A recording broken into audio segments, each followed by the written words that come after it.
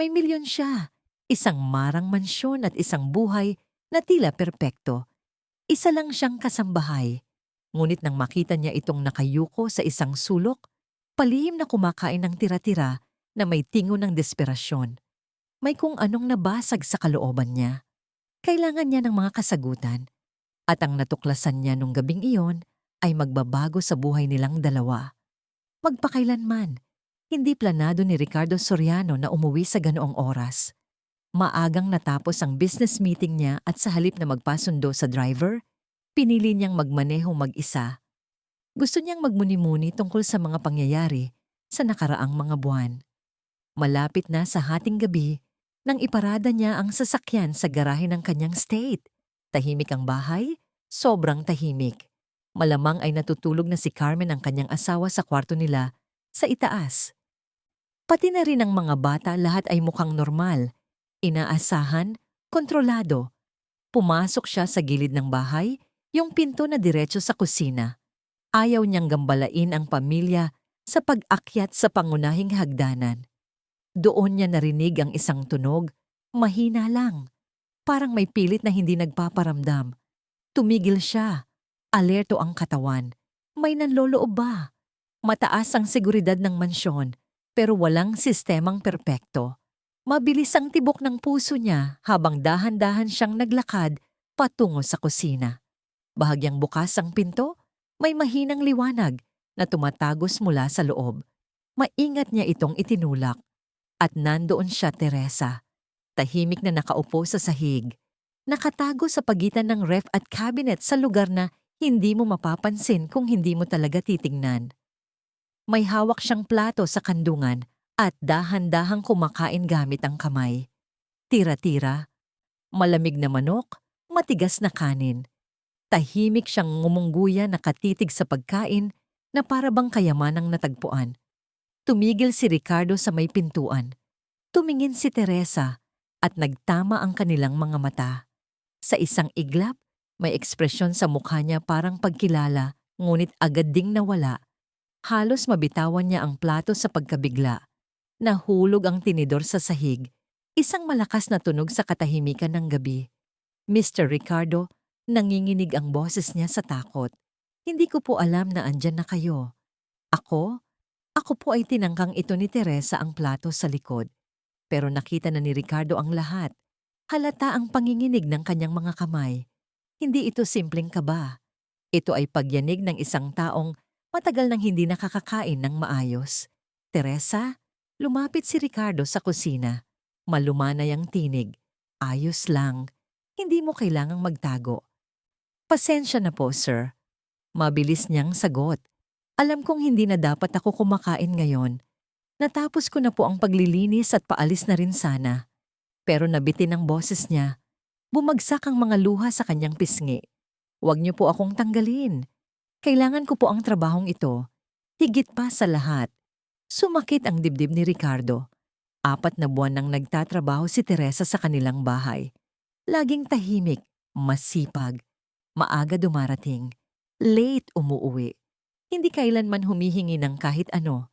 Bihira niya itong makausap. Si Carmen ang namamahala sa bahay, nagbibigay ng mga tagubilin at nag-aasikaso ng lahat. Pero ngayon, habang pinagmamasdan ng babaeng ito na nakayuko sa sahig, kumakain ng tira-tira sa isang platong malamig, napagtanto niyang hindi niya ito kailanman tunay na nakita. Hindi ka matatanggal.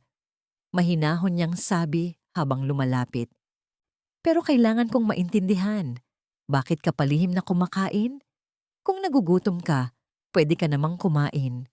Pinunasan ni Teresa ang kanyang mga luha gamit ang likod ng kamay. Pilit na kinakalma ang sarili. Ayoko pong makasagabal, sir. Sabi po ni Mrs. Carmen, maaari lang akong kumain sa lunch break ko. Pagkatapos ng ginong, para lang po sa pamilya ang kusina. Naramdaman ni Ricardo ang galit hindi kay Teresa, kundi sa sarili niya kay Carmen. Sa kawalang katarungan ng lahat, nagtatrabaho ka hanggang 8. Ibig mong sabihin, 2 oras kang walang kinakain. Yumuko si Teresa. Kumakain naman po ako sa bahay, sir. Ayos lang po. Pero halatang hindi iyon totoo. Payat ang katawan niya. Maluwag ang damit na tila hindi nakasya. Tiningnan ni Ricardo ang plato sa kamay niya. Mga tira lang na dapat sana'y itatapon. Umupo ka rito. Sabi niya tinuturo ang silya sa mesa. Sige na sir, ako po Teresa. Umupo ka. Sumunod siya na upo sa gilid ng upuan na para bang inaasahang papagalitan. Lumapit si Ricardo sa refrigerator at binuksan ito. Sa loob ay may ilang maayos na nakaayos na lalagyan. Dumaan ang kusinero ng mas maaga. Sa linggong iyon, iniwan ng maraming bagong lutong pagkain.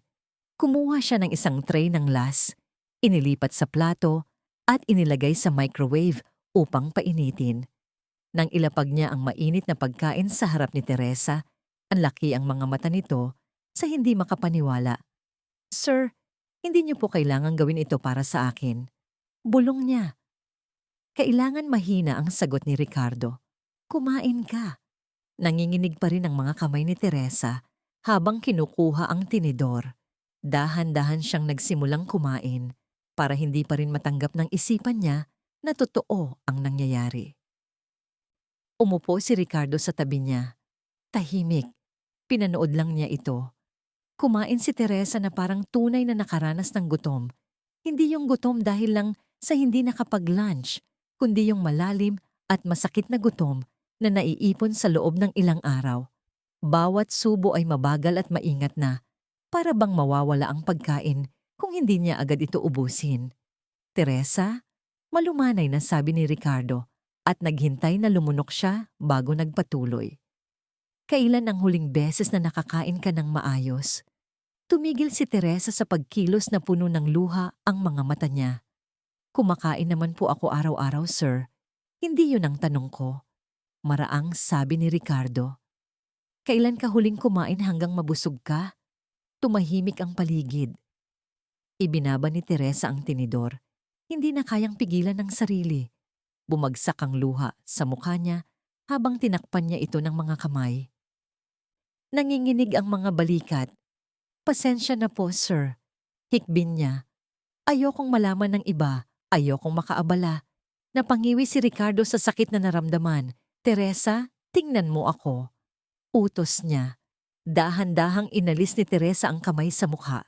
Namumula ang mga mata. Wala kang ginagawang mali. Patuloy ni Ricardo. Pero kailangan kong malaman ang totoo. Nahihirapan ka ba? Nag-atubili siya, kinagat ang labi at dahan-dahang tumango. May mga anak ka ba? Opo, sir. 3. Mga babae. Saglit na ipinikit ni Ricardo ang mga mata. 3 batang babae at ang ina nila palihim na kumakain ng tira-tira sa sahig ng kusina. Ilang taon na sila? 8, 6 at 4 po mahinang sagot niya. At ang ama nila. Muling tumungo si Teresa. Umalis po siya na ilang buwan na ang nakalipas. Dinala lahat, pati ang kaunting ipon namin. Bumuhos ang galit kay Ricardo. Isang lalaking iniwan ng asawa't mga anak. Anong klasing tao ang kayang gumawa niyon? Teresa, mahinang tanong niya.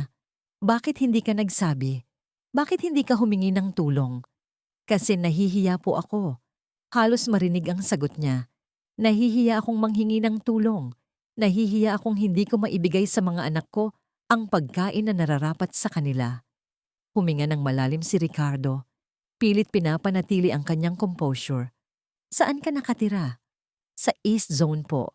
2 beses po akong sumasakay ng bus papunta rito. Dito ka lang ba nagtatrabaho? Sandali siyang tumigil bago sumagot. Hindi po, sir. Nagtatrabaho rin po ako sa 4 na bahay. Isa tuwing Lunes at Miyerkules ng umaga. Isa tuwing Martes at Huwebes ng umaga. Isa buong araw ng Biyernes. At dito po tuwing hapon, Lunes hanggang Biyernes. Mabilis na kinwenta ni Ricardo. Halos araw-araw nagtatrabaho si Teresa, paikot-ikot sa lungsod. Halos hindi sapat ang kita para mapakain ang pamilya. Ang mga anak mo, sino ang nag-aalaga sa kanila habang wala ka? Yung panganay po, sir. Mahina niyang tugon. Inaalagaan niya ang mga kapatid niya. Matalino po siya, responsable. Isang 8 taong gulang na bata ang nag-aalaga sa 2 mas nakababatang kapatid. Napakabigat sa damdamin ni Ricardo. Napakuyom ang kanyang mga kamao sa galit at kawalang laban. Teresa, maring sabi ni Ricardo, tapusin mo ang pagkain mo at pakinggan mo ako. Napatingin si Teresa gulat sa tono niya. Mula ngayon, kakain ka ng maayos dito araw-araw. Hindi tira-tira tunay na pagkain. At mag-uuwi ka rin para sa mga anak mo. Naiintindihan mo ba? Sir, hindi ko po matatanggap yan. Si Mrs. Carmen, ako na ang bahala kay Carmen. Putol ni Ricardo. Hindi mo na kailangang mag-alala sa kanya. Muling tumulo ang luha ni Teresa, pero ngayon iba na mga luha ng ginhawa. Maraming salamat po, sir. Talagang salamat po. Mas magtatrabaho pa po ako. Nangangako ako. Gagawin ko ang lahat ng gusto nyo. Mahigit pa sa sapat ang ginagawa mo. Mahinang sabi ni Ricardo. Tumayo siya. Binuksan ng pantry at nagsimulang mag-empake ng pagkain, kanin, beans, karne, gulay. Isa-isang maingat na inilagay sa mga lalagyan. Dalhin mo ito para sa mga anak mo ngayong gabi. Bukas pag-uusapan pa natin ang lahat. Tinitigan ni Teresa ang mga lalagyan. Nanginginig ang katawan at tuluyang bumigay.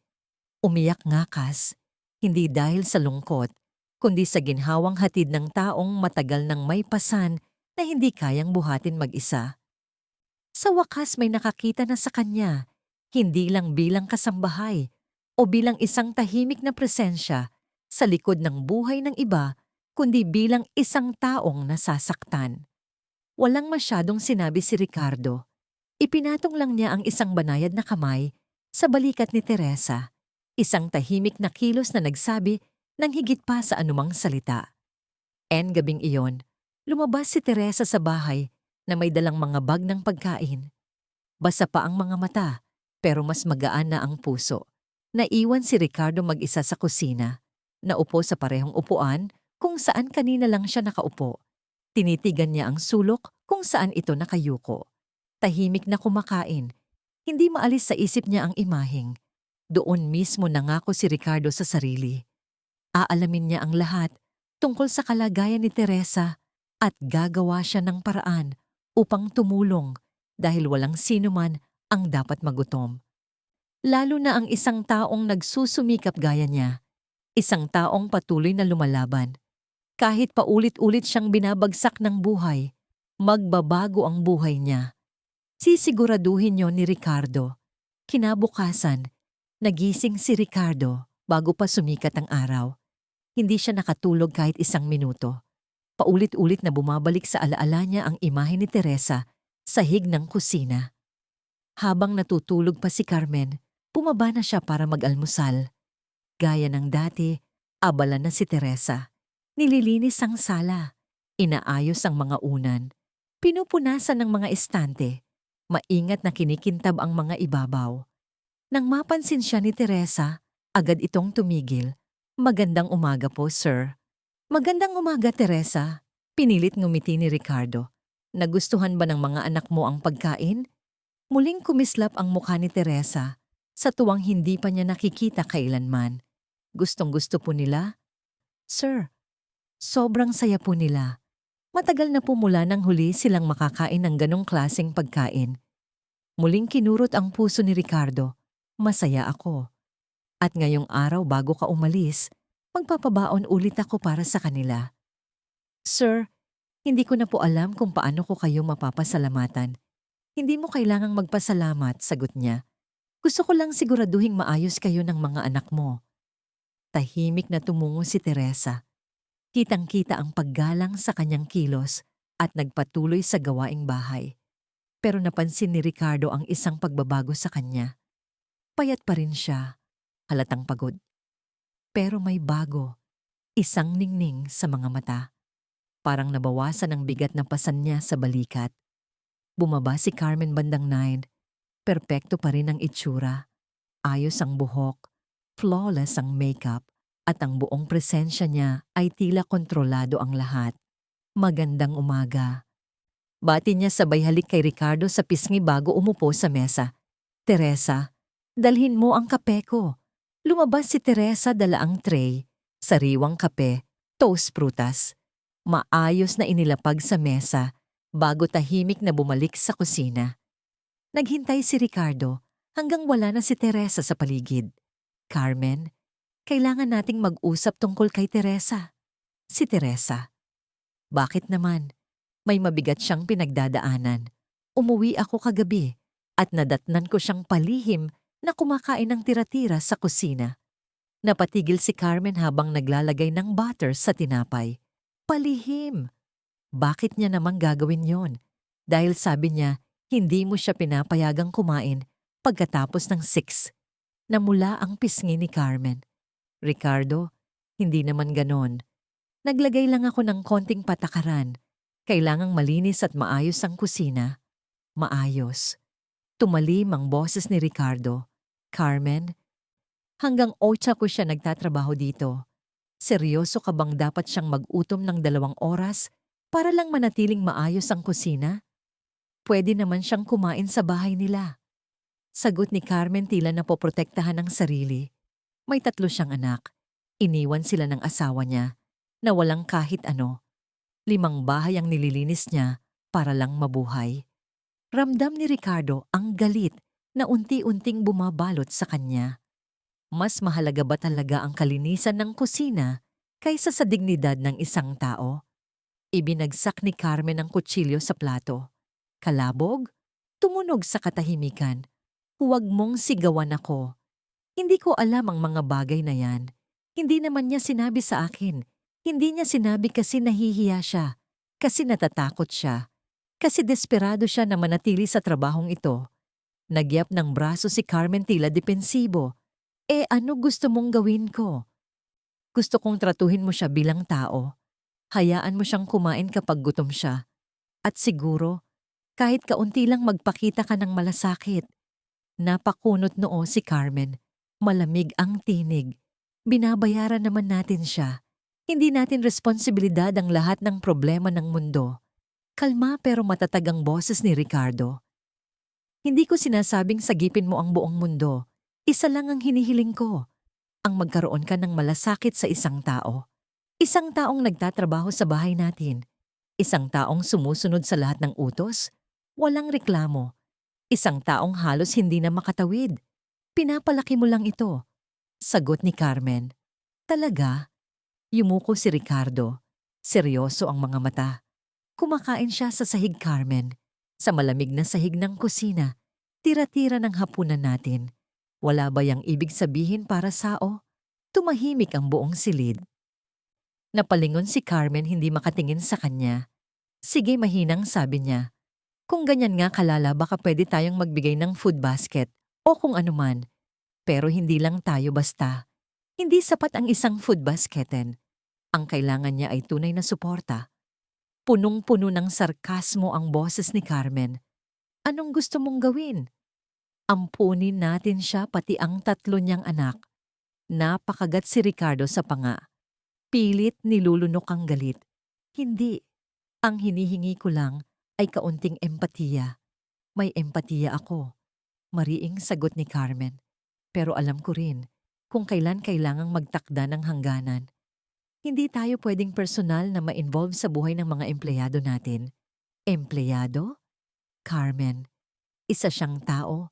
Isang inang pilit pinapakain ng mga anak niya. At naiintindihan ko yon. Pero hinahayaan mong lamunin ka ng emosyon. Halos hindi mo naman siya kilala. Tumayo si Ricardo hindi mapakali. Hindi ko kailangang makilala siya ng matagal para malaman na may mali kapag may taong nahihirapan sa harap natin at kaya nating tumulong, dapat lang na gawin natin iyon. Tumayo rin si Carmen. Matalim ang tingin. Kung ganun tumulong ka, bigyan mo siya ng pagkain, bigyan mo siya ng pera. Gawin mo lahat ng gusto mong gawin. Basta wag mong asahan na magiging katulad ko ang reaksyon ko sa'yo. Tinitigan siya ni Ricardo. Totoo bang tingin mo'y sobra ang reaksyon ko? Oo. Walang pag-aalin lang ang sagot ni Carmen.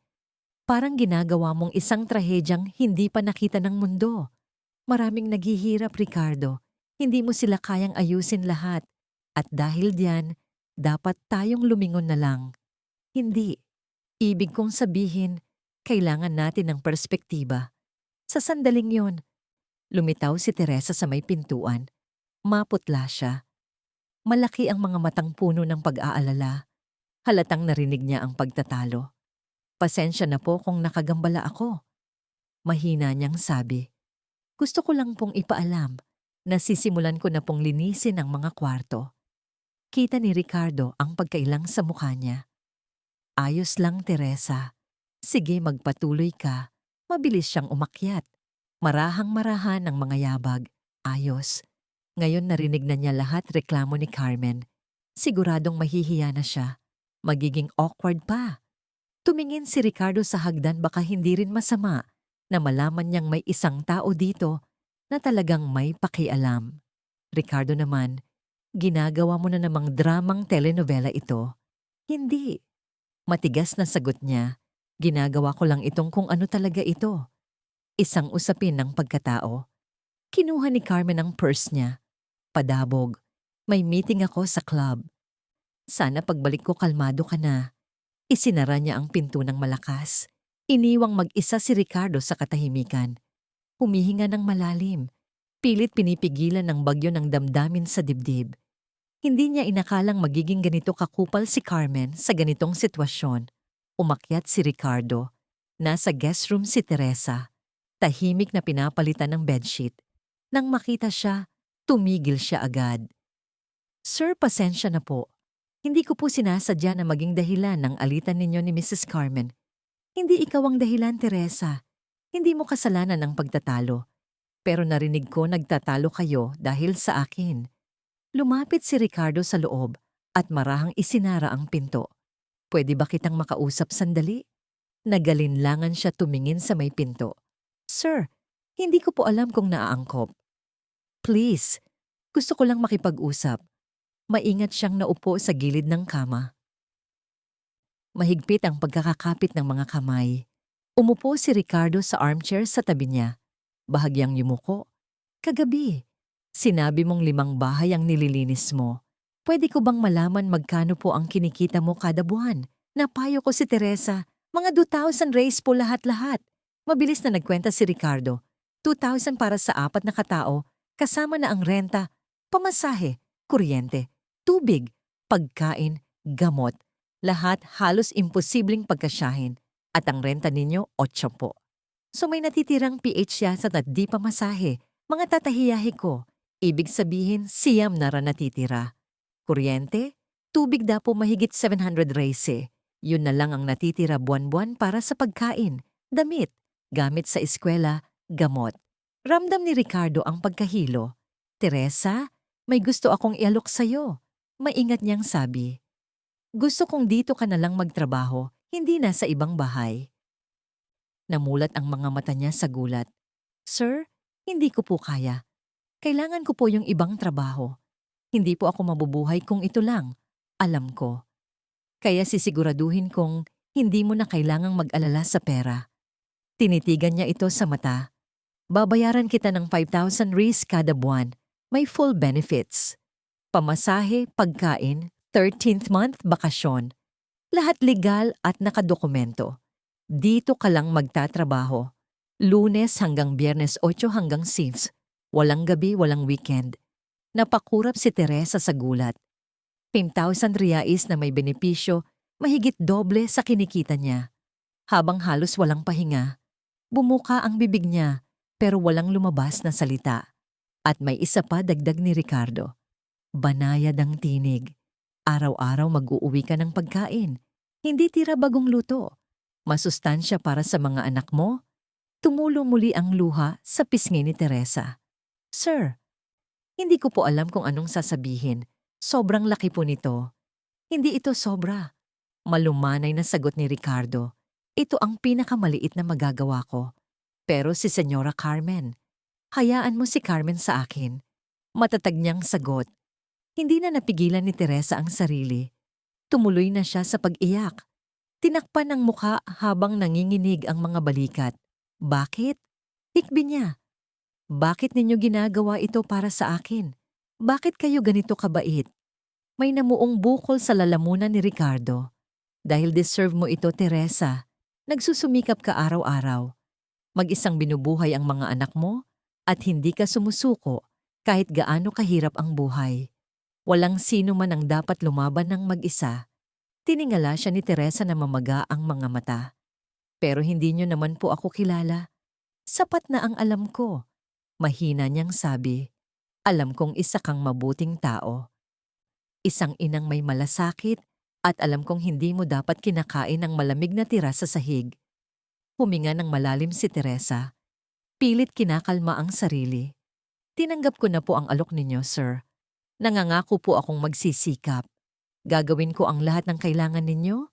Alam kong gagawin mo. Bahagyang ngumiti si Ricardo. Pero sa ngayon umuwi ka na ng maaga.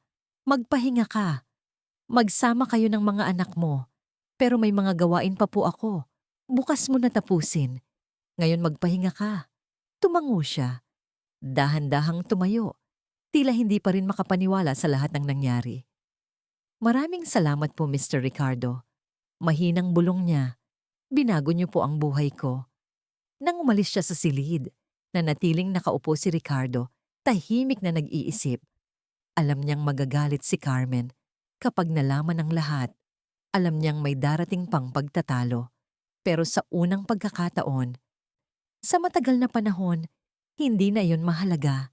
Ginawa niya kung ano ang tama. Sa mga sumunod na araw, bumisita si Teresa sa bawat bahay na pinagtatrabahuhan upang magpaalam. Hindi iyon naging madali. Si Mrs. Angelina na tinutulungan niya tuwing Lunes at Miyerkules ay nalungkot pero tinanggap ang kanyang paliwanag. Si Mrs. Carmen, hindi ang asawa ni Ricardo ay halos umiyak. Sinabing walang ibang naglilinis gaya niya. Si Mrs. Juanita ay nag-alok ng mas mataas na sahod pero magalang siyang tumanggi. At si Mrs. Rosa ang pinakamahirap pakisamahan ay tinawag siyang ingrata at sinarhan siya ng pinto. Bawat paalam ay may halong ginhawa at konsensya. Ginhawa dahil nakatakas siya sa pagod. Konsensya dahil may mga taong umaasa rin sa kanya. Pero sa kaibuturan ng puso niya, alam ni Teresa na ito na ang pagkakataon niyang magsimulang muli. Mamuhay. Hindi lang makatawid. May mga bagay na mas mahalaga kaysa pasayahin ang lahat. At ang tumulong sa nangangailangan ay isa sa mga yon. Ang hindi alam ni Teresa ay mas malalim pa pala ang kwento niya kaysa sa iniisip ng lahat. At sa mga darating na araw, may matutuklasan si Ricardo na magpapabago sa lahat. Lumipas ang 3 araw mula nang alukin siya ni Ricardo. Official na niyang iniwan ang ibang trabaho at dito na lang sa mansyon nagtatrabaho. Dumadating siya ng 8 ng umaga. Umuuwi ng sim at araw-araw may dalang pagkain pauwi para sa mga anak. Napansin agad ni Ricardo ang pagbabago. Mas maganda ang kutis ni Teresa, magaan ang kilos at may ningning sa kanyang mga mata. Minsan ngiti pa siya. Tunay na ngiti, masaya at buhay. Pero hindi masaya si Carmen. Isang Huwebes ng umaga, nasa opisina si Ricardo nang marinig niya ang malalakas na boses mula sa kusina. Matinis ang galit na tono ni Carmen. Agad siyang bumaba. Nasa lababo si Teresa. Mahigpit na hawak ang pamunas. Nanginginig ang mga kamay. Nakatayo si Carmen sa tapat niya.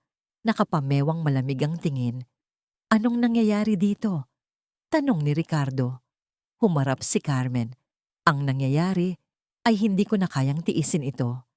Binago mo na ang buong bahay dahil sa kanya. Anong ibig mong sabihin? Ang ibig kong sabihin ay parang siya na ang may-ari ng bahay. Sigaw ni Carmen. Kumakain siya ng kahit anong gusto niya. Nag-uuwi ng pagkain araw-araw at umaasta na parang kapantay natin. Tumungo si Teresa sa hiya. Mrs. Carmen, hindi ko po sinasadya. Tahimik ka, putol ni Carmen. Wala pa akong sinasabing pwede kang magsalita. Agad na nag-init ang ulo ni Ricardo. Carmen, ganyan ka ba makipag-usap sa kanya?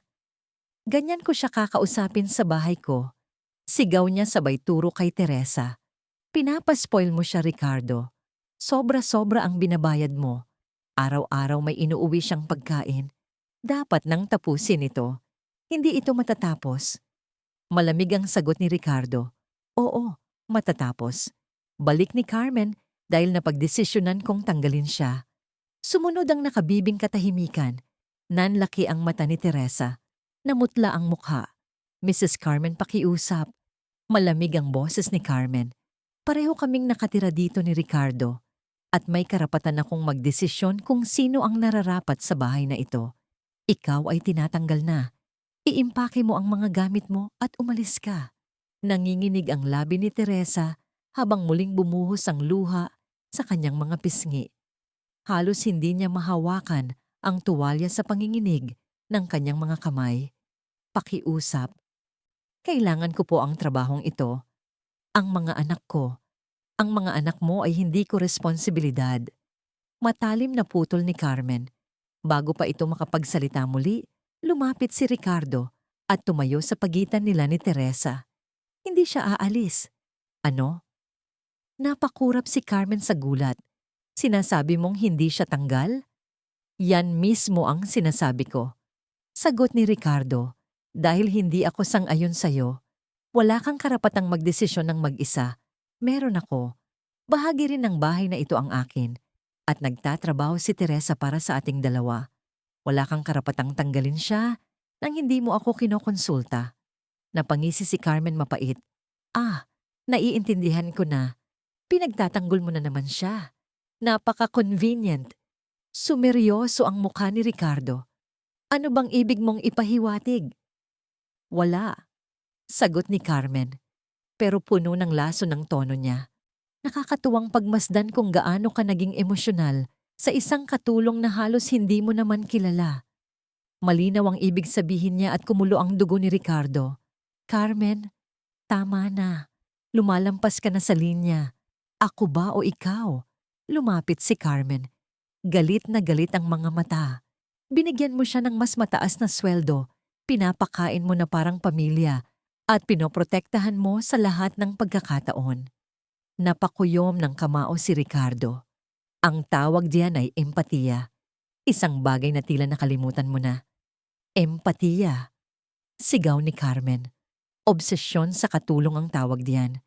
Nanatiling nakatayo si Teresa sa tabi ng dingding. Patuloy ang pagluha. Nakikita niyang unti-unting nababasag ang isang pagsasama. Isang bagay na wala siyang kinalaman pero ngayoy umiikot sa kanya. Huminga ng malalim si Ricardo. Pinanatiling kalmado ang tinig. Teresa, umuwi ka na muna. Magpahinga ka ngayong araw. Sir, ayokong makadagdag ng gulo. Wala kang ginagawang masama. Malumanay niyang sagot. Umuwi ka. Samahan mo ang mga anak mo. Magpahinga ka. Nanginginig ang mga kamay ni Teresa habang kinuha ang kanyang bag. Tumingin siya sa kanilang dalawa. Humingi ng tawad sa mata at mabilis na umalis. Ilang saglit lang narinig ang malakas na pagsara ng pinto. Humarap muli si Ricardo kay Carmen. Malamig ang boses. Pinaalipusta mo ang isang babae na wala nang wala. Isang inang araw-araw na nakikipaglaban para mapakain ang kanyang mga anak. At sa tingin mo ayos lang yon? Pulang-pula si Carmen sa galit. Hindi ako proud. Galit ako. Nagbago ka mula nang dumating siya sa bahay na ito. Nagbago ako. Sagot ni Ricardo dahil nagising ako. Nabubuhay tayo sa ginhawa. Bulag sa paghihirap ng iba. Ikaw na ngayon ang tagapagligtas ng mundo? Hindi. Kalmadong sagot ni Ricardo. Ako na ngayon ang taong may konsensya. Dinampot ni Carmen ang kanyang bag. Galit na galit. Gusto mong malaman ang iniisip ko? Sa tingin ko in love ka na sa kanya. Nagulat si Ricardo parang sinampal. Ano? Seryoso ka ba? Ikaw ang sumagot. Mariing sabi ni Carmen. Obsessed na obsessed ka sa kanya. Pinagtatalunan mo ako dahil sa kanya. Binago mo ang buong takbo ng bahay na ito dahil lang sa isang katulong. Hindi yan normal. Ang dapat na maging normal anas ni Ricardo ay ang pagtulong sa nangangailangan, ang pagpapakita ng malasakit. At paano ang hangganan? Kasi ito, itinuturo niya ang paligid. Sobra na. Ang sobra sagot ni Ricardo ay ang lamig ng puso mo. Ang kawalan mo ng tunay na malasakit. Namula ang mukha ni Carmen sa tindi ng galit. Wala akong malasakit. Sumusuporta ako sa 5 charity. Ricardo, nagdo-donate ako buwan-buwan. Selfish pa rin ako. Madaling magbigay ng pera kung sobra ka sa pera. Balik ni Ricardo, ang mahirap ay ang tunay na tumingin sa tao sa mata nila at magmalasakit. Ah, ganun na ba? Ikaw na ang bayani. Ako na ang kontrabida. Hindi ito tungkol sa labilya. Ito ay tungkol sa pagkilos. At ngayon, ang ginawa mo ay malupit. Dinampot ni Carmen ang susi ng kotse mula sa counter. Doon muna ako sa nanay ko. Kapag tapos ka ng magpakabayani, sana bumalik ka sa realidad. Naglalakad siyang paalis. Isinarang muli ang pinto. Mas malakas pa kaysa kay Teresa. Naiwang mag-isa si Ricardo sa kusina. Malakas ang tibok ng puso. Magulo ang isipan. Tama ba si Carmen? Nasobrahan na ba siya? Hindi. Sa kaibuturan niya, alam ni Ricardo ang totoo. Tumutulong siya sa taong tunay na nangangailangan at karapat-dapat tulungan. Kinuha niya ang kanyang telepono at tinawagan si Teresa. Sumagot ito sa ikatlong ring. Nanginginig ang boses. Sir Teresa, ayos ka lang ba? Pasensya na po. Hindi ko po sinasadya na mag-away kayo ni Mrs. Carmen. Wala kang kasalanan. Hindi ikaw ang dahilan ng away. Kami iyon. Pero nangyari yon dahil sa akin. Hindi banayad niyang tugon. Ikaw lang ang naging mitsa matagal nang may apoy sa ilalim. Muling umiyak si Teresa. Halos hindi makapagsalita. Baka mas mabuting huwag na lang akong pumasok bukas. Ayokong ako ang maging dahilan ng pagkasira ng pagsasama ninyo. Teresa, makinig ka. Matatag na sabi ni Ricardo. Papapasok ka bukas. Ako na ang bahala sa lahat. Magtiwala ka sa akin. Sandaling katahimikan, tapos marahang sagot. Sige po, papasok ako. Mabuti at Teresa. Opo, sir. Ayos lang ba ang mga anak mo? Sa kabilang linya bahagyang ang ngumiti si Teresa. Marupok, pero puno ng pasasalamat. Ayos naman po sila. Mahinang sagot ni Teresa. Dahil po sa inyo, nakakakain na sila ng maayos sa wakas pagkatapos ng ilang buwang paghihirap. Pagkababa ng tawag, nanatiling nakaupo si Ricardo sa mesa ng kusina. Tiningnan niya ang paligid, mga makinang na countertop, mamahaling upuan, mga painting sa dingding, at naisip kailan nga ba ako tumigil sa pagtingin sa mga bagay na tunay na mahalaga. Sa katahimikang yon, gumawa siya ng desisyon. Isang desisyong matagal na niyang hindi ginagawa. Kinuha niya ang susi, lumabas ng bahay, at sumakay sa kanyang kotse. Susundan niya si Teresa. Malayo ang tirahan ni Teresa. Ang 2 oras niyang biyahe sa bus, tinahak ni Ricardo sa wala pang apo. Habang papalapit sa lugar, nagbago ang paligid. Mga luma at siksikang bahay, baku-bakong daan, mga batang nakayapak at masayang nagtatakbuhan.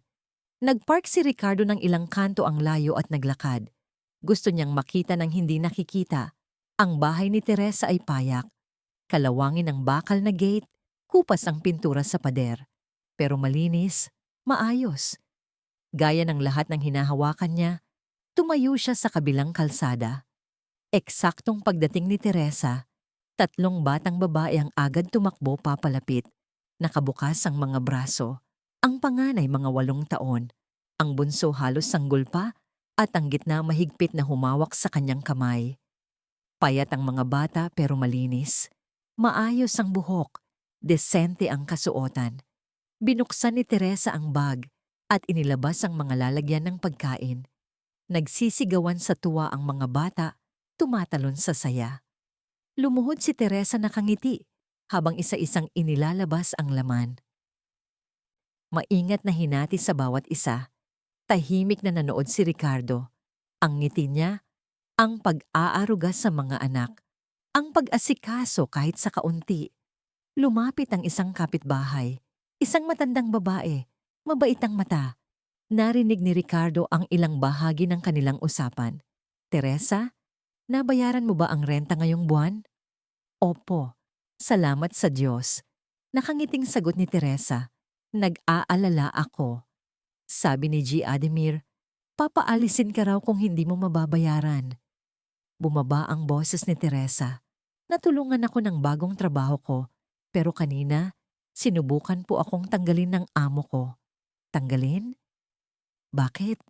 Nag-alinlangan si Teresa dahil tumutulong po sa akin yung lalaki sa bahay at hindi po yun nagustuhan ng asawa niya.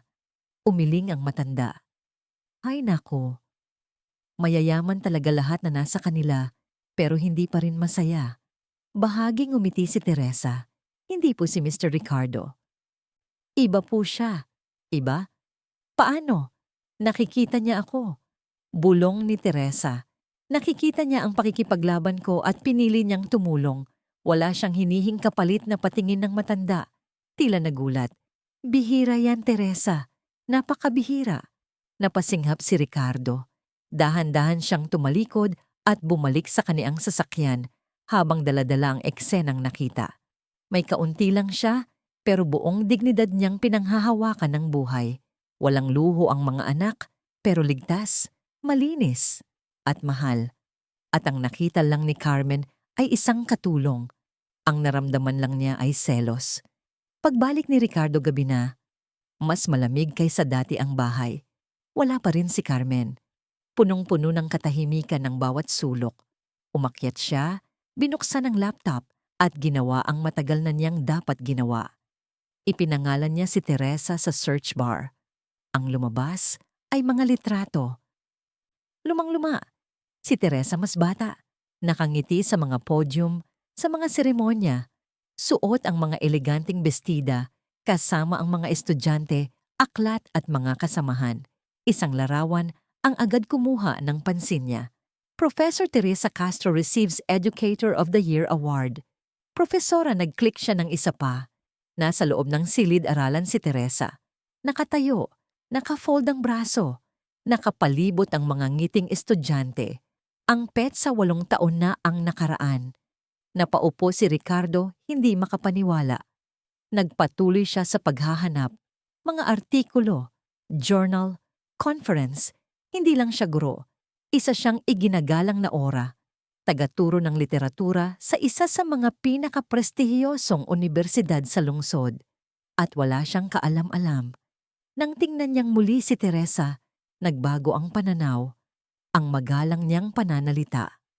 Ang kaayusan sa bawat gawain. Ang katalinuhan sa kilos, lahat ay naroon.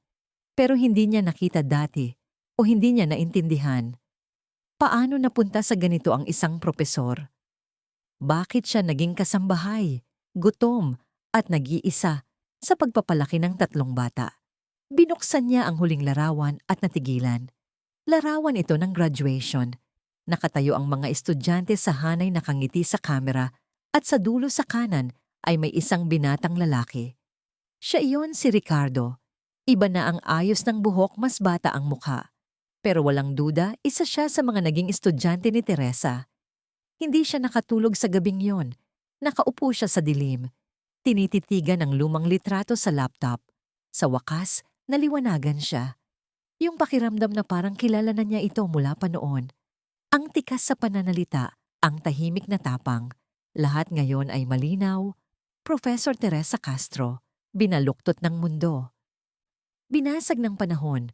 Kinuha ng buhay ang lahat, pero nanatili siyang mabait, mapagpakumbaba at matatag. Sinara ni Ricardo ang laptop at pabulong na sinabi sa sarili, "Hindi na. Hindi habang ako'y narito." Pareho pa rin ang mga mata niya. Pero ang liwanag doon ay matagal nang nawala. Naisip ni Ricardo na malamang ay nakilala na siya ni Teresa noong unang gabi pa lamang. Pero nanahimik ito, marahil dahil sa kahihiyan o marahil dahil hindi niya kayang harapin kung sino siya noon. 15 taon na ang nakalipas. Estudyante pa si Ricardo sa kursong Business Administration. Kumuha siya ng ilang electives sa humanities, panitikang Brazilian, filosofya, sosyolohiya. At ngayon, habang tinititigan ng lumang larawan ni Teresa, unti-unting bumalik ang mga alaala. Isa siyang bata at masigasig na propesora. May ningning sa mata tuwing pinag-uusapan ng mga libro. Para sa kanya hindi lang kwento ang literatura, Ito ay pintuan tungo sa pagbabago. Ginawa niyang maniwala ang mga estudyante na ang edukasyon ay hindi lang tungkol sa diploma o karera, kundi tungkol sa pagbabago ng buhay. Naaalala ni Ricardo ang isang particular na LC teacher. Pinag-usapan ni Teresa ang hindi pagkakapantay-pantay sa lipunan, kung paanong edukasyon ang tanging sandata laban sa kahirapan. Napalalim ang kanyang damdamin noon. Doon nagsimula ang kanyang pangarap na balang araw magtatag ng sariling mga inisyatibong panlipunan. At ngayon, ang babaeng nagtanim ng binhing iyon ay kasambahay sa sariling bahay niya. Paano ito nangyari? Bakit? Habang gising si Ricardo buong gabi, pinagtatagpi ang kwento. Si Carmen naman ay may sariling paglalakbay na hindi niya inaasahan. 3 araw siyang mag-isa sa bahay ng kanyang ina, nakakulong sa dating kwarto. Paulit-ulit niyang binabasa ang makapal na envelope, ang ulat mula sa private investigator. Noong una, inakala niyang mararamdaman niya ang katuwiran. Pero habang binabasa niya ang bawat pahina, may nabasag sa loob niya. Hindi man loloko si Teresa. Hindi siya umaarte. Buhay ang kanyang ipinaglalaban. Isang babaeng nawala na ang lahat, pero hindi kailanman sumuko. Sa 3 araw hindi na niya kinaya. Tinawagan niya ang kaibigan. Luisa, kailangan kitang makausap. Mahalaga ito. Nagkita sila sa isang tahimik na cafe. Ikinuwento ni Carmen ang lahat. Ang alitan nila ni Ricardo, ang kwento ni Teresa. Pati na ang ginawang imbestigasyon. Tahimik si Luisa habang iniikot ang kutsarita sa kanyang cappuccino. Pagkatapos ay tumingin ito sa mata ni Carmen. Takot ka, kalmadong sabi niya. Takot saan? Takot na baka nai-in love si Ricardo kay Teresa. Bubuka na sana ang bibig ni Carmen pero walang lumabas. Sa tingin mo totoo? Pabulong niyang tanong. Hindi ko alam. Sagot ni Luisa. Pero sa tingin ko hindi iyon ang totoong issue. Paano namang hindi yun ang issue? Dahil sabi ni Luisa, hindi ka natatakot na maagaw si Ricardo. Natatakot ka na matagal mo na pala siyang nawala. At si Teresa lang ang paalala kung sino siya dati. Napatigil si Carmen. Hindi yun makatwiran. Makatwiran yun. Bulong ni Luisa. Kailan kayo huling may pinaglalaban na makabuluhan na hindi tungkol sa pera o imahe? Tahimik si Carmen dahil wala siyang maisagot. Si Teresa hindi siya kalaban. Patuloy ni Luisa, isa siyang salamin at pinipilit kang harapin ang sarili mo. Iyon ang kinatatakutan mo. Hindi na nakaalis sa isipan ni Carmen ang mga salitang yon. Kinagabihan, mag-isa sa silid panauhin ng kanyang ina, pumayag na rin siyang umiyak. Hindi para kay Ricardo, hindi para kay Teresa. Para sa sarili niya, para sa babaeng naging malamig at malayo, itinago ang sarili sa karangyaan. At nakalimutang maramdaman muli. Kinabukasan ng umaga, mag-7 pa lang gising na si Ricardo. Hindi siya makatulog, hindi na makapaghintay. Darating si Teresa ng onong pero nakaupo na siya sa kusina. May kape. Malalim ang iniisip. Tumunog ang telepono. Si Carmen. Ricardo, sabi nito, kailangan kitang makausap. Sige. Nag-hire ako ng private investigator. Muntik na niyang mabitawan ang tasa. Ginawa mo ano? Pinaimbestigahan ko si Teresa. Gusto kong malaman kung sino ba talaga siya. Carmen, nakakagulat yan. Ang nakakagulat ay ikaw na ipinagtatanggol ang isang estranghero nang hindi mo alam ang buong katotohanan. Kaya ako na ang naghanap. Magkahalong galit at pagkausisa ang naramdaman ni Ricardo. At anong nahanap mo? Marami, sagot niya. Pero ayoko sa telepono. Pupunta ako diyan. Binaba ni Carmen ang tawag bago pa siya makapagsalita.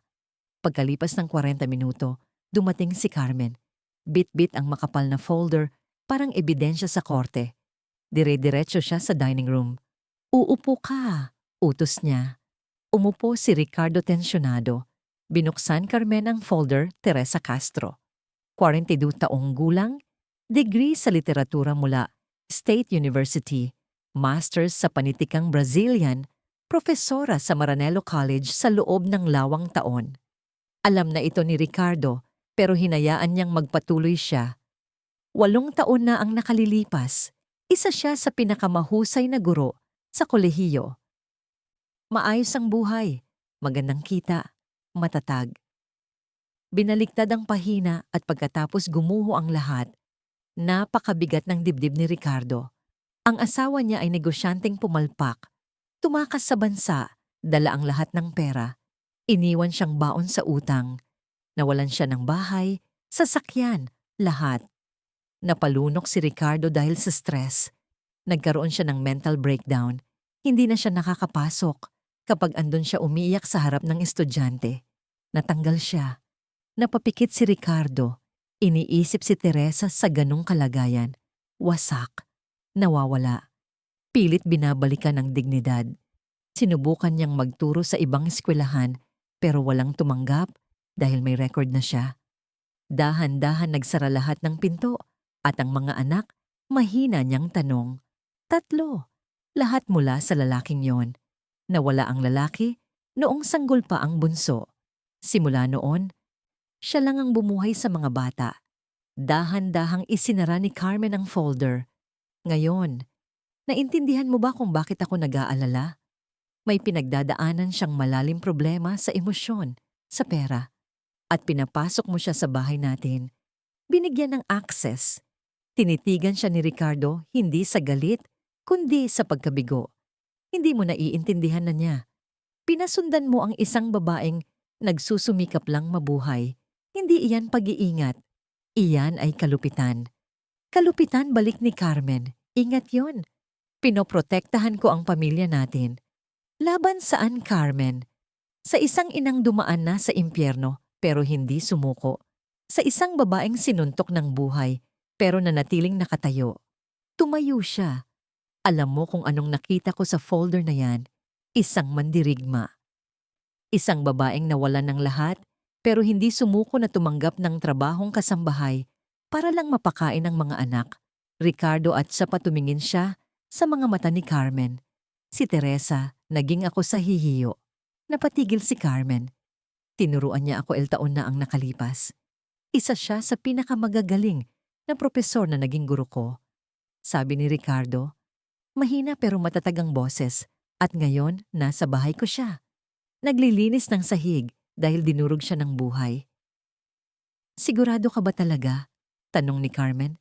Oo, nakita ko ang mga lumang litrato. Bumalik ang mga alaala, parang kidlat. Ang mga klase niya, ang pasyon niya. Hinding-hindi ko makakalimutan. Tumayo na rin si Carmen, naka-cross arms mahigpit. At anong balak mong gawin tungkol diyan? Tutulungan ko siya. Sagot ni Ricardo. Tutulungan ko siyang bumangon sa tamang paraan. At ano ba ang tamang paraan? Hindi ko pa alam. Amin. Pero malalaman ko rin. Biglang tumunog ang doorbell. Lumakad si Ricardo papunta sa pinto. Si Teresa iyon. Nakasuot pa rin ng payak na damit. Namamaga pa ang mga mata. Parang hindi tumigil sa pag-iyak simula kahapon. Magandang umaga po, sir. Mahina niyang bati. Magandang umaga, Teresa. Tuloy ka. Pagpasok niya, bigla siyang napahinto nang makita si Carmen sa sala. Mrs. Carmen, tiningnan siya ni Carmen. Ngunit hindi na may paghamak kundi may halong pagsisisi. Kababa ang loob kahit hiya. Teresa, mahinang sabi ni Carmen. May kailangan akong sabihin sao. Napapanatag si Teresa. Opo ma'am, pakiusap. Umupo ka. Nag-alinlangan si Teresa pero dahan-dahang naupo sa gilid ng sofa. Nakayuko. Magkakabit ang mga kamay. Umupo si Ricardo sa tabi niya. Tahimik ngunit sumusuporta. Huminga ng malalim si Carmen at naupo sa armchair sa tapat nila. May mga nalaman ako tungkol sa nakaraan mo. Panimula niya. Nanlambot ang mukha ni Teresa. Anong klaseng nalaman na isa kang propesora, na iniwan ka ng asawa mo, na nawala ang lahat sa'yo, at sinubukan mong magsimulang muli, pero walang nagbigay ng pagkakataon. Nanginig ang mga kamay ni Teresa. Maaari ko pong ipaliwanag. Hindi mo kailangang magpaliwanag. Putol ni Carmen. Mas malambot na ang tinig kaysa dati. Ako ang may pagkukulang. Ako ang kailangang humingi ng tawad. Napatingin si Teresa sa kanya, hindi makapaniwala. Ano po? Hinusgahan kita. Tinrato kitang mas mababa sa akin, ni minsan hindi ko sinubukang alamin kung sino ka talaga. Napuno agad ng luha ang mga mata ni Teresa. Hindi ko po sinadyang itago ang nakaraan ko. Bulong niya. Ayoko lang po na malaman ng iba kung gaano ako bumagsak. Bumagsak, sabi ni Ricardo. Matatagang tinig. Teresa. Hindi yun pagbagsak, yun ay paglaban. Isa akong respetadong propesora noon. Umiiyak niyang sabi. Ngayon naglilinis ako ng sahig. Para bang kabiguan yun, sir? Hindi. Sagot ni Ricardo. Iyon ay dangal. Ginawa mo ang lahat para mabuhay ang mga anak mo. Hindi iyon kabiguan. Iyon ay katapangan. Tuloy-tuloy ang pag-iyak ni Teresa. Tinakpan niya ang mukha, humagulgol, mga hikbing galing sa taon ng pananahimik, kahihiyan at mag-isang pakikipaglaban. Hindi niyo po naiintindihan. Sabi niya sa pagitan ng mga hikbi, nawala ang lahat. Bahay, karera, pagkakakilanlan. Para bang wala na akong halaga. Lumipat si Carmen mula sa armchair at umupo sa tabi niya. Dahan-dahang inilagay ang kamay sa balikat ni Teresa. Teresa, tingnan mo ako. Nag-alinlangan si Teresa pero tinaas ang kanyang mukha na basang-basa ng luha. Maging totoo tayo, sabi ni Carmen. Malupit ako sao, napakalamig. Pero ngayon alam ko na ang totoo. Baka mas matapang at mas matalino ka pa sa akin, Mrs. Carmen? Carmen lang. Bulong niya. Pakiusap. Tawagin mo akong Carmen. Parang may nabuksang dam sa puso ni Teresa. Lalo siyang umiyak. Nilamon ng matinding emosyon. Nahihiya po ako, sabi niya. Nahihiyang makita ako sa ganitong kalagayan. Inabot ni Ricardo ang kanyang kamay. Teresa, naalala mo pa ba ako? Mahinang tanong niya. Napakunot noo si Teresa. Naalala, Maranello College Business Administration Batch 2 at 10. Tinuruan mo ako sa Brazilian literature. Namulat ang mga mata ni Teresa habang tinititigan si Ricardo. Ngayon tunay na tumitingin. Ricardo. Ricardo Soriano. Tumango siya. Napahawak sa bibig, Tera. Gulat na gulat. Diyos ko, hindi ko po kayo nakilala. Nasa klase ko kayo. Isang semestre lang. Ikaw ang isa sa mga guro na pinakaapekto sa akin. Sabi ni Ricardo. Binago mo ang pananaw ko sa mundo. Napatawa si Teresa habang umiiyak, hindi makapaniwala. Naalala ko na ikaw yung laging nasa second row, tahimik, obserbador. Isinulat mo ang essay tungkol kay Machado de Assis. Ako yon. Diyos ko, hindi ko maunawa ang hindi ko nakita noon. Hindi mo nakita malumanay na sagot ni Ricardo dahil masyado kang abalang mabuhay. At doon, tuluyang bumigay si Teresa. Umiiyak siya ng mas malakas pa kaysa dati. Nanginginig ang buong katawan. Ilalabas ang lahat ng sakit at pagod na naipon sa mga taon. Umupo si Ricardo at Carmen sa magkabilang gilid niya. Yakap suporta, hindi bilang amo at katulong, kundi bilang kapwa-tao. Nang tuluyang humupa ang bagyo at dahan-dahang tumigil ang luha, pinunasan ni Teresa ang mukha gamit ang manggas ng damit.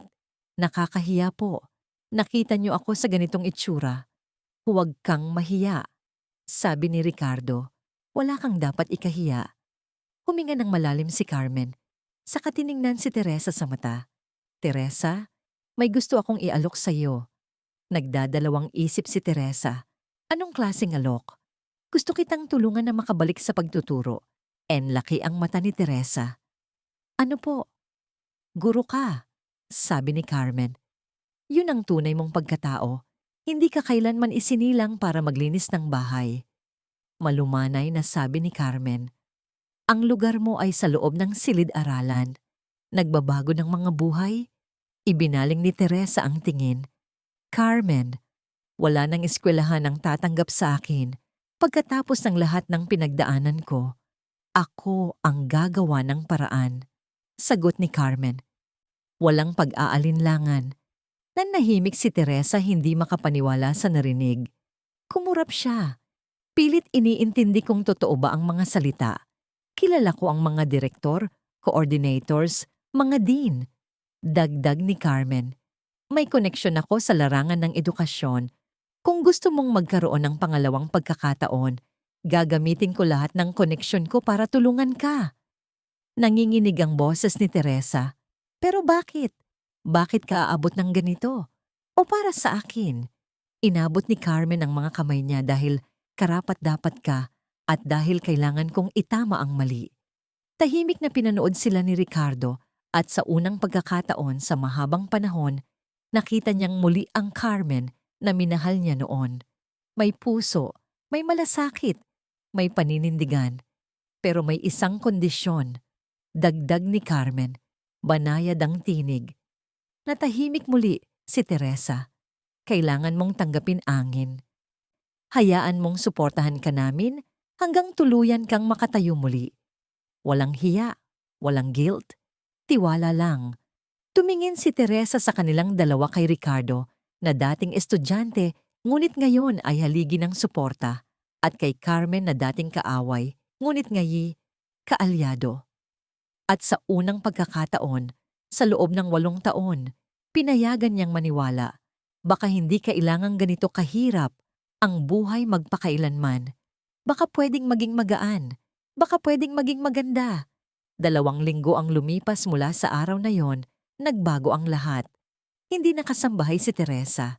Iginigiit ni Carmen na manatili siya sa mansyon bilang panauhin habang unti-unting binubuo ang kanyang kinabukasan.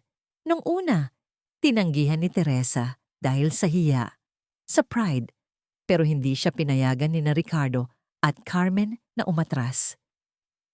Ginawa nilang suite ang guest room para sa kanya lamang. Pati ang kanyang mga anak ay inimbitahan sa bahay.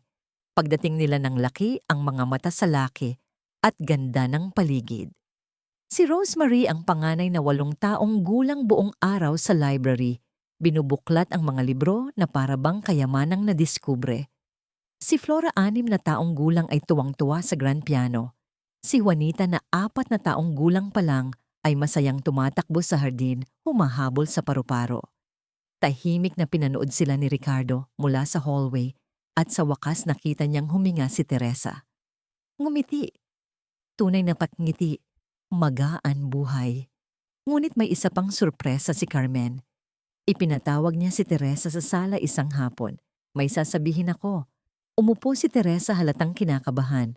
May inappoint akong meeting para sa'yo. Nakangiting sabi ni Carmen. Meeting? Tanong ni Teresa nagtataka. Kasama ang Dean ng Santana University. Napatigil si Teresa. Santana, pabulong niyang sabi. Isa yan sa pinakarespetadong universidad sa lungsod. Alam ko sagot ni Carmen at naghahanap sila ng literature professor para sa susunod na semestre.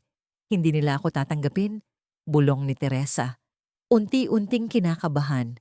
Hindi pagkatapos ng nangyari sa Maranello, ngumiti si Carmen. Ako na ang bahala. Lunes ng umaga, 10. Itinakip ni Teresa ang mga kamay sa mukha. Hindi ko kaya. 8 taon na akong hindi nagturo. Paano kung hindi ko na kaya? Paano kung matulala ako sa harap ng klase? Pumasok si Ricardo. Kaya mo, sabi niya. Matatag. Tumingin si Teresa sa kanya. Gulat. Paano ka naman nakakasigurado dahil nakaupo ako sa klase mo? Ikaw ang liwanag ng silid-aralan.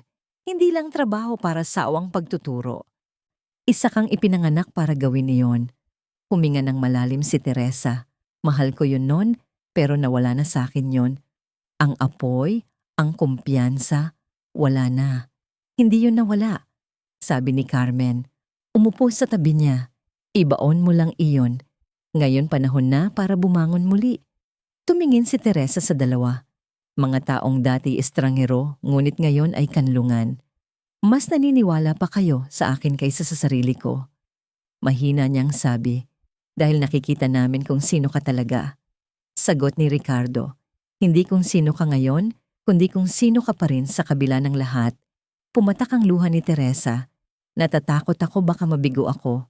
Baka mabigo ko kayo. Hindi mo kami mabibigo. Bulong ni Carmen. Kailanman. Linggo, nagpunta si Carmen kasama si Teresa upang mamili ng bagong damit, eleganteng blazer, komportableng sapatos, matibay na leather handbag. Paulit-ulit na tumutol si Teresa. Masyado raw magastos. Propesora ka, sabi ni Carmen. Nakangiti. Panahon na para magmukha kang isa. Kinagabihan hindi makakain si Teresa. Nakaupo lang siya, tahimik. Iniikot-ikot ang pagkain sa pinggan. Napansin ng kanyang mga anak. Mom, magiging kamangha-mangha ka. Sigaw ni Rosemary niyakap ang ina. Ikaw ang pinakamagaling na guro sa mundo. Bahagyang ngumiti si Teresa. Paano mo naman nasabi yon, anak? Hindi mo pa naman ako nakikitang magturo. Nakikita kita palagi. Masayang sagot ni Rosemary. Tinuturuan mo ako palagi at lagi kong naiintindihan. Sumali si Flora sa yakap. Huwag kang matakot, Mommy.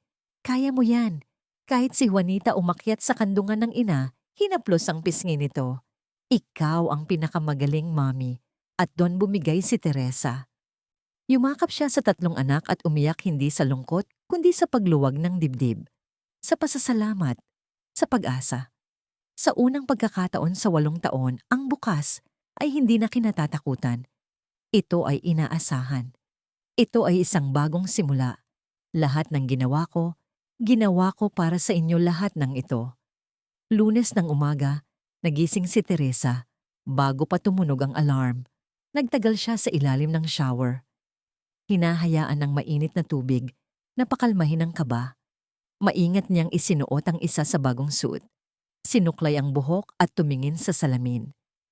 Sa unang pagkakataon, sa maraming taon, nakita niyang muli ang sarili. Pagbaba niya para mag-almusal, naroon na sina Ricardo at Carmen. Ang ganda mo, sabi ni Carmen. Taos puso ang tono. Parang ako ulit. Tugon ni Teresa habang tinitingnan ang refleksyon niya sa salamin ng hallway. Matagal ko nang hindi nakita ang sarili ko ng ganito. Si Ricardo ang naghatid sa kanya sa universidad. Tahimik si Teresa sa buong biyahe. Puno ng alaala, pagdududa at pag-asa ang isipan. Para bang lahat ng pinagdaanan niya ay nagdala sa kanya sa sandaling ito. Pagtapat sa campus, bumaba siya ng sasakyan at tumayo sa harap ng gusali. Mabigat ang mga paa niya. Hindi pantay ang kanyang paghinga. Hindi ko alam kung kaya kong pumasok. Bulong niya. Dahan-dahang ipinatong ni Ricardo ang kamay sa kanyang balikat. Kaya mo. Huminga ka at alalahanin mo kung sino ka. Pumikit siya. Huminga ng malalim at pumasok. Isang sekretarya ang sumalubong at inihatid siya sa opisina ng dean. Habang naglalakad sa mahabang pasilyo, lalo lang lumalakas ang tibok ng puso niya. Pagpasok sa opisina, tumayo ang isang lalaking may edad. Mga nasa 6 na apo, puti ang buhok, may salamin na nakabitin sa leeg. Profesora Teresa Castro, ikinagagalak ko po. Ikinagalak ko rin po Dror Eduardo. Sagot niya, pinipilit ngumiti. Pakiupo Anas sabay turo sa silya sa harap ng mesa. Maging komportable ka. Kinuha niya ang folder sa mesa. Nabasa ko ang resumeo. Kahanga-hanga. Salamat po. Mahina niyang tugon. Lataon sa Maranello University. Ilang parangal na ilathalang mga papel akademiko. 3 aklat sa metodoloya ng pagtuturo. 1 kang alamat. Tumango si Teresa. Hindi alam kung ano ang isasagot. Pero patuloy niya, may 8 taon na puwang sa kasaysayan ng iyong karera. Maaari mo ba akong kwentuhan? Huminga ng malalim si Teresa. Ito na ang sandali. Pwede niyang pagandahin ang kwento o harapin ito ng buong tapang. Pinili niya ang katapangan. 8 taon na ang nakalilipas. Gumuho ang aking pamilya. Iniwan ako ng asawa ko. Dala ang lahat. Ang ipon, ang bahay, ang lahat. Naiwan ako na may 3 anak at malaking utang. Tahimik na nakinig si Dr. Eduardo. Nagkaroon ako ng emotional breakdown. Hindi ko na kaya magturo. Tama lang na tinanggal ako. Sinubukan kong maghanap ng trabaho, pero walang tumanggap. Parang naging invisible ako. Nanginginig ang boses niya. Tinanggap ko kung anong trabaho ang meron. Sa huli naging kasambahay ako. Yun lang ang paraan para mapakain ko ang mga anak ko. Tumahimik ang silid. Inaasahan niyang ma-reject, isang magalang na nangiti. Isang salamat. Pero hindi. Pero hindi iyon ang nangyari. Lumapit si Dr. Eduardo. Pwede ba kitang tawaging Teresa? Opo. Alam mo ba kung ano ang pinahahalagahan ko sa isang guro? Umiling si Teresa. Katapatan at tibay ng loob. Inalis niya ang salamin. Pinunasan gamit ang laylayan ng polo. Kahit sino kayang magturo kapag maayos ang lahat. Pero ang bumalik sa silid-aralan pagkatapos ng lahat ng pinagdaanan mo, iba na yan. Iyan ang tunay na lakas. Naaluha si Teresa. Nabasa ko ang mga isinulat mo. Patuloy niya. Ang mga papel mo tungkol sa marginalized literature ay ginagamit pa rin hanggang ngayon at ang mga libro mo ginagamit pa rin sa mga kurso ng ibang eskwelahan. Talaga? Bulong niya hindi makapaniwala. Oo, Teresa. Malaki ang naging ambag mo sa edukasyon ng bansa at magiging karangalan ko kung babalik ka sa pagtuturo. Nanginig ang mga kamay ni Teresa. Hindi ko po alam kung magaling pa ako. Tumayo si Dr. Eduardo lumapit sa bintana. 5 taon na ang nakaraan. Nawala ang asawa ko. Halos lamunin ako ng lungkot. Halos magbitiw na ako bilang akademiko. Nagulat si Teresa. Pero may nagsabi sa akin, Eduardo, hindi ikaw ang nangyari sa'yo. Ikaw ang ginagawa mo pagkatapos nyon. Humarap siya kay Teresa. Hindi ka ang pagkawasak. Hindi ka ang katahimikan ng 8 taon. Ikaw ang babaeng naglinis ng sahig para mabuhay ang mga anak na tumayo sa kabila ng pagsasara ng lahat ng pinto. Umiyak na si Teresa. Gusto kita dito, Teresa. Hindi sa kabila ng kwento mo, kundi dahil dito. Dahil ang bit-bit mong karanasan ay hindi matututunan sa kahit anong libro. Ngumiti siya.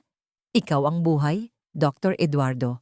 Nasao ang trabaho kung gugustuhin mo. 3 klase kada linggo. Contemporary Brazilian Literature. Buong sahod ayon sa iyong karanasan. Magsisimula ka sa susunod na buwan. Hindi makapagsalita si Teresa. Tumango lamang siya habang bumabaha ang luha sa kanyang pisngi. Ngunit may idinagdag pa si Dr. Eduardo. Panayad. May isang kondisyon lang. Lunes ng umaga, nagising si Teresa bago pa tumunog ang alarm. Nagtagal siya sa ilalim ng shower. Hinayaan ng mainit na tubig na pakalmahin ang kanyang kaba. Maingat niyang isinuot ang isa sa bagong suit. Sinuklay ang buhok ng maayos at humarap sa salamin. Sa unang pagkakataon, sa maraming taon, nakita niyang muli ang sarili.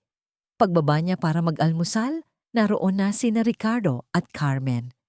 Ang ganda mo, sabi ni Carmen. Taos puso ang tinig. Parang ako na ulit ito. Sagot ni Teresa habang nakatingin sa refleksyon sa hallway mirror. Matagal ko nang hindi nakita ang sarili kong ganito. Si Ricardo ang naghatid sa kanya sa universidad. Tahimik ang biyahe. Maraming iniisip si Teresa. Ala-ala, takot pag-asa. Para bang lahat ng pinagdaanan niya ay umabot sa sandaling ito. Pagdating sa campus, bumaba siya at tumayo sa harap ng gusali. Mabigat ang mga paa, mabilis ang hinga. Hindi ko yata kaya. Bulong niya. Marahang ipinatong ni Ricardo ang kamay sa balikat niya. Kaya mo. Huminga ka. Alalahanin mo kung sino ka. Pumikit si Teresa. Huminga ng malalim at pumasok. Isang sekretarya ang naghatid sa opisina ng D. Habang naglalakad sa pasilyo, ramdam niyang lumalakas ang tibok ng puso niya. Sa loob ng opisina, tumayo ang isang matandang lalaki, Profesora Teresa Castro. Ikinagagalak ko. Ikinagagalak ko rin, Dr. Eduardo. Sagot niya. Pakiupo, Anya. Maging komportable ka. Binuksan niya ang folder. Impresibo ang resume mo. Lawang taon sa Maranelo, ilang aklat, parangal at mga akademikong papel. Pero may 8 taong patlang. Maaari mo bang ikwento kung bakit? Ito na ang sandaling iyon. Pinili ni Teresa ang katotohanan. Ikinuwento niya ang pag-alis ng asawa, ang pagkakabaon sa utang, ang emosyonal na pagbagsak, at kung paanong napilitan siyang magtrabaho bilang kasambahay para mapakain ang kanyang mga anak. Tahimik si Dr. Eduardo hanggang sa siya ay nagsalita. Maaari ba kitang tawaging Teresa? Opo. Alam mo kung anong pinahahalagahan ko sa isang guro. Umiling siya. Katapatan at tibay ng loob. Kahit sino kayang magturo kapag maayos ang buhay. Pero ang bumalik pagkatapos ng unos, iba yon. At pagkatapos dahan-dahang lumapit siya sa kanya. Teresa, gusto kita sa universidad na ito hindi sa kabila ng kwento mo, kundi dahil dito. Ang karanasang dala mo ay hindi matututunan sa libro. Ikaw ay buhay, Dr. Eduardo. Ang posisyon ay sao kung gusto mo. 3 klase kada linggo. Full salary. Simula sa susunod na buwan. Hindi nakapagsalita si Teresa. Tumulo ang luha habang tumatango. Pero may idinagdag pa si Dr. Eduardo mahinahon. May isang kondisyon lang. Ano po iyon? Tanong niya. Ipangako mong hinding-hindi mo na ikakahiya ang pinagdaanan mo. Hindi ito kahihiyan. Ito ay karangalan. Tumayo si Teresa. Inabot ang kanyang kamay ng may kumpiyansa. Pangako. Matatag ang pakikipagkamay ni Dr. Eduardo. Welcome back, Professor. Paglabas niya ng opisina, hindi na siya ang dating Teresa. Hindi na siya ang natatakot na kasambahay. Isa na siyang guro muli, si Profesora Teresa Castro.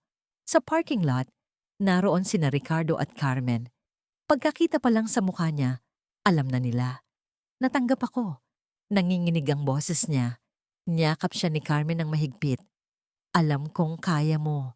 Sumama si Ricardo sa yakap. Ipinagmamalaki ka namin. Halos maiyak ang boses. Binuhay niyo po ako. Sabi ni Teresa. Totoo. Hinaplos ni Carmen ang mukha niya. Hindi, Teresa.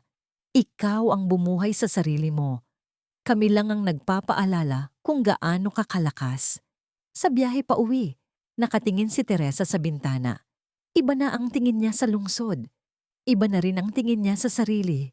Mula sa pagiging isang babaeng palihim na kumakain ng tira, ngayon muli na siyang guro.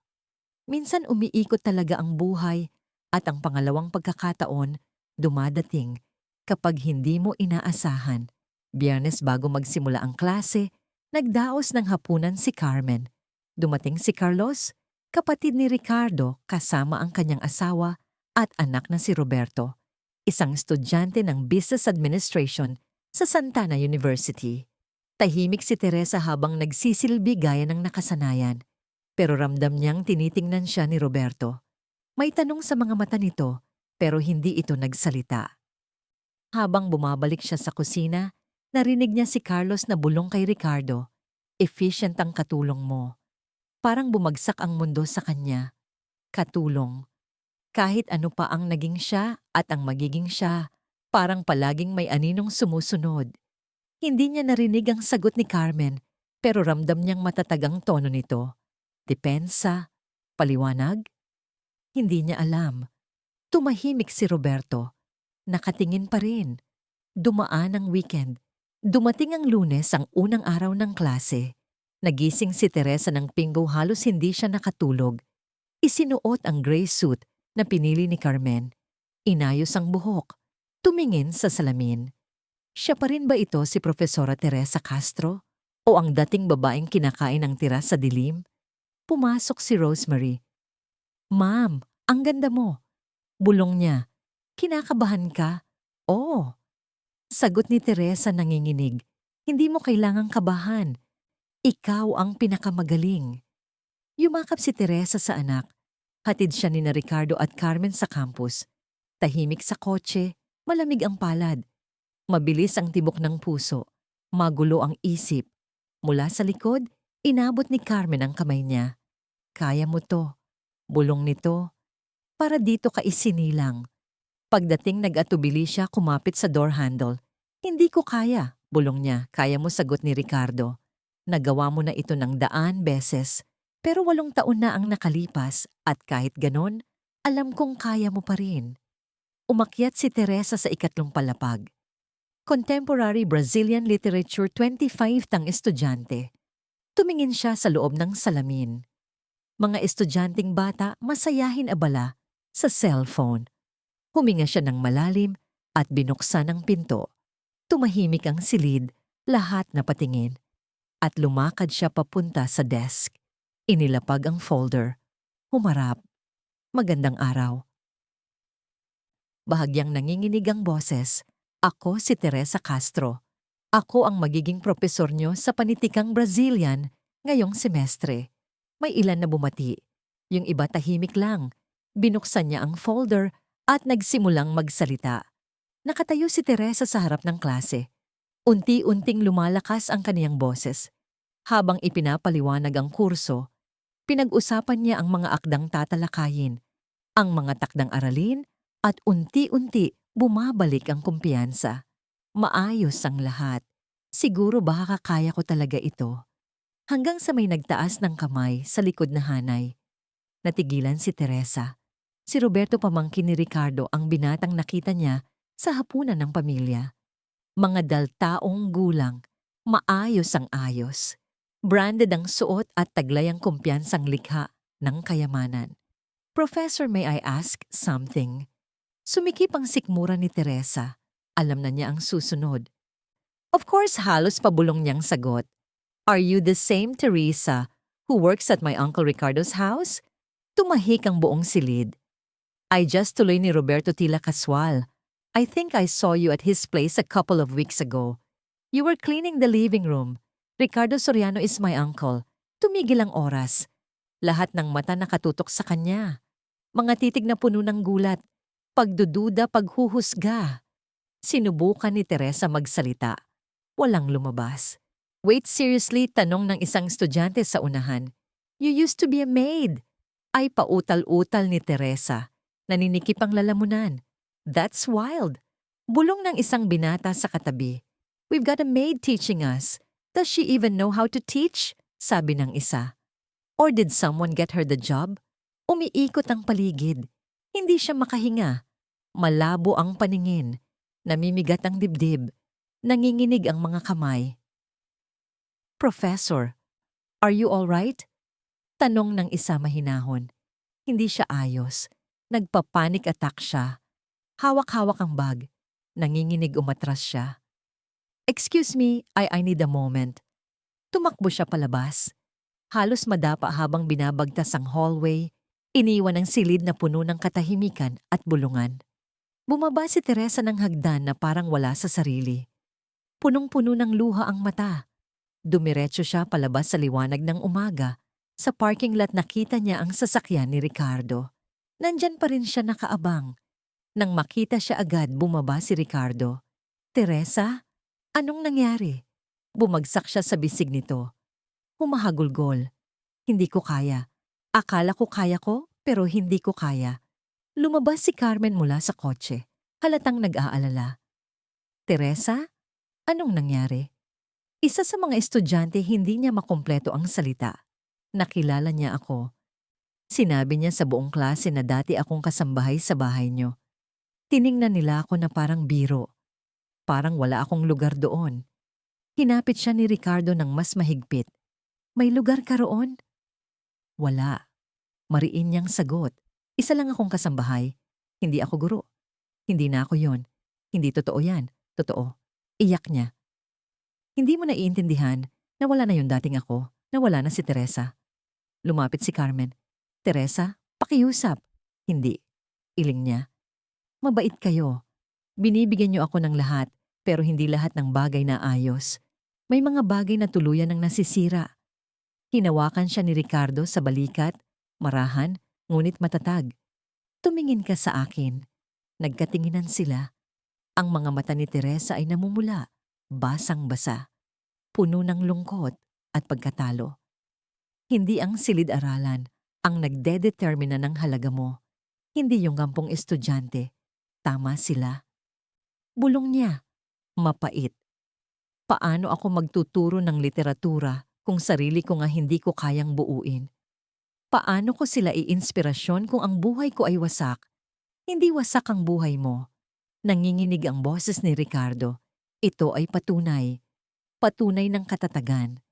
Lumaban ka. Kahit ilang beses kang sinubok ng buhay. Iyan ang lakas. Hindi kahinaan. Pero umiling si Teresa. Uuwi na ako. Hahanap ako ng trabaho bilang kasambahay ulit. Doon ako nababagay. Hindi lang tayo nababagay kung saan-saan, Teresa. Pakiusap ni Ricardo. Tayo ang lumilikha ng lugar kung saan tayo nababagay. Pasensya na. Bulong niya. Hindi ko na kaya. Tinalikuran niya sila at naglakad pa palayo. Patungo sa kalsada. Sa pinakamalapit na basta. Palayo sa lahat. Sumunod sana si Ricardo, pero pinigilan siya ni Carmen. Hinawakan ang kanyang braso. Hayaan mo muna siya. Ano? Bigla niyang sabi. Nasasaktan siya. Hindi ko siya pwedeng kailangan niya ng espasyo. Mahina ngunit matatag na sagot ni Carmen. Kapag hinabol natin siya ngayon, baka lalo lang siyang masaktan. Tumayo si Ricardo, hindi alam ang gagawin, nakapamewang na natiling nakatingin habang unti-unting nawala si Teresa sa likod ng kanto. Habang nangyayari ito, may hindi inaasahang bagay na nagaganap sa loob ng classroom. Tumayo si Evelyn, isang tahimik na estudyante na hindi nagsalita kanina. Nakakadiri kayong lahat, anya matapang. Ano raw? Tanong ng estudyanteng nagturo kay Teresa. Sabi ko, nakakadiri kayong lahat. Lahat ng tumawa sa kanya. Evelyn, kalma lang. Biro lang naman yon. Biro. Balik niya. Pinahiya niyo ang guro natin sa unang araw niya. Isang babae na mas marami pang pinagdaanan kaysa sa ating lahat. Pero kasambahay siya dati. At ano ngayon? Sigaw ni Evelyn. Binuburaban ng diploma niya, ang karanasan niya, ang pagkatao niya. Tumayo pa ang isa pang estudyante. Tama si Evelyn. Hindi yun nakakatawa. Malupit yun. Guys, chill lang. Nabigla lang ako. Ano ang nakakabigla? Singit ng isa na may taong nagtrabaho para mabuhay na hindi katulad natin na pinalad. Akala ko lang kasi kakaiba. Alam mo kung anong kakaibaong sabat ng isa. Yung isang taong galing sa impyerno, may lakas pa ring humarap at magturo. Tumayo si Evelyn at kinuha ang kanyang telepono. Nag-post siya sa social media, isang payak taos-pusong mensahe. Ngayong araw, umalis sa klase ang aming guro habang umiiyak. Hindi dahil hindi siya kwalipikado, kundi dahil dati siyang kasambahay at may mga estudyanteng naniwalang wala siyang halaga dahil doon. Karapat-dapat siya sa respeto. Respect par Teresa. Sa una, ilang likes lang mula sa kaklase pero kinabukasan, libo-libo na ang notification. Isang student-run news page ang nag-repost. Sumunod pa ang ilan. 2 araw lang, kumalat na sa buong campus ang hashtag. Hindi ito umabot sa national news, pero hindi na rin kailangan dahil nagbago na ang lahat. Lalo na para kay Teresa. Nakahiga si Teresa yakap, ang kanyang 3 anak. Please don't cry, ma'am. Bulong ni Rosemary. You're the best teacher in the world. Hindi na ako guro, sagot niya, wasak ang loob. O pa rin giit ng bata. Hindi totoo ang sinasabi ng masasama ba? Sabi mo sa amin, huwag sumuko kapag mahirap. Sabi ni Laura, sabay yakap na pangiti si Teresa kahit lumuluha. Alam ko, pero minsan sobrang hirap lang. Biglang tumunog ang cellphone niya at muli. Mga mensahe, hindi pamilyar ang mga pangalan. Mga salitang puno ng paggalang, suporta pagpupugay. #, Respector Teresa. Binuksan niya ang post ni Evelyn viral. Ang guro na bumangon matapos madapa. Mas karapat-dapat sa respeto kaysa sa kahit sino. Ang pagiging kasambahay ay hindi kahiya-hiya. Ang manghamak na nagtatrabaho para mabuhay, yun ang kahiya-hiya. Sana siya ang guro ko. Tumawag si Ricardo. Teresa, nakita mo na ba? Oo, nakikita ko na ngayon. Buong campus Campiso. Nasa likod mo sila. Gusto ka nilang bumalik. Tumingin si Teresa sa kanyang mga anak. Puno ng pag-asa ang mga mata. Sige, bulong niya. Babalik ako. Kinabukasan, nag-iba na si Teresa.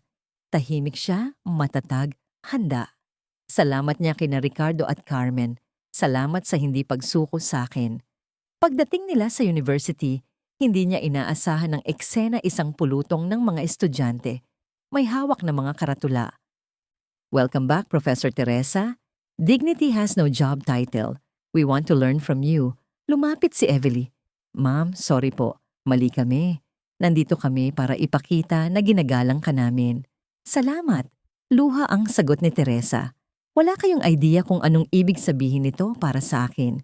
Pagpasok niya sa classroom, lahat ng estudyante tumayo at pumalakpak. Unang-una si Evely. Sunod-sunod ang iba. Palakpak na puno ng paggalang. Lumapit ang estudyanteng unang nagtanong. Ma'am, sorry po. Wala po akong isip. Ngayon ko lang naintindihan. Pinapatawad kita. Malumanay niyang sagot.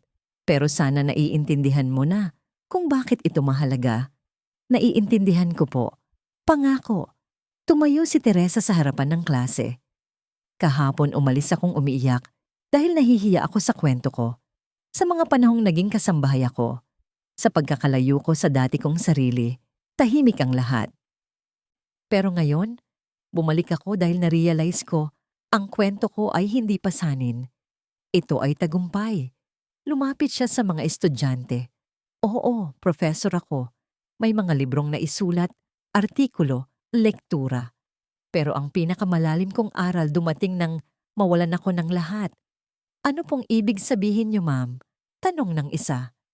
Kapag may kaginhawaan ka, madali lang magsalita tungkol sa kahirapan. Pero kapag ikaw mismo ang nakaranas, doon nabubuhay ang literatura. Bumalik siya sa unahan. Oo, naglaba ako. Naghugas ng pinggan, kumain ng tira, at sa bawat sandali may natutunan ako na hindi itinuturo ng eskwela. Ano pong natutunan niyo? Tanong pa ng isa. Ito ang dignidad ay hindi nasusukat sa trabaho, kundi sa kung paano mo dala ang sarili mo. Ang respeto ay hindi nakukuha sa titulo, kundi sa malasakit, at ang pinakadakilang yaman ay ang mga taong naniniwala sa iyo kapag hindi mo na kayang maniwala sa sarili mo. Tumayo ang isang estudyante sa likod. Ma'am, sa totoo lang kayo na ang pinakamakapangyarihang guro na nakilala ko. At hindi pa nga nagsisimula ang klase. Pumalakpak ang buong klase. Malakas taos puso na kagagamot. Ngumiti si Teresa, hindi na nanginginig ang boses. Salamat. Ngayon simulan na natin ang tunay na aralin. Nagbabayad kayo para sa edukasyon at ibibigay ko sa inyo ang lahat ng meron ako. At sa loob ng 2 oras, nagturo siya na may apoy. Ang bawat kwento isinabuhay. Ang bawat tula isinalin sa karanasan. Ang bawat estudyante na kinig. Lumapit. Natuto. At sa pagtatapos ng klase, walang gustong umalis. At si Teresa nakatayo sa unahan. Nakatingin sa pisara. Sa wakas ay naramdaman ang hindi na niya naramdaman sa matagal na panahon. Nasa tahanan na siya.